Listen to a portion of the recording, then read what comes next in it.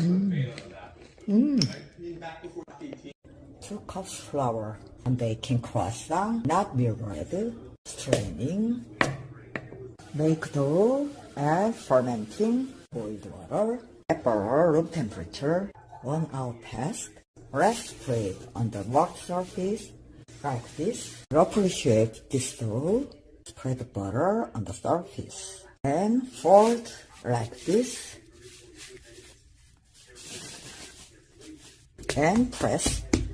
Also spread butter and hold like this. Wrapping this dough into refrigerator. I can shape right now, but put it into refrigerator. It's crisper. Also I'm making like this. Bake 12. Fermenting in 30 minutes in oven. It's time to bake. Wow.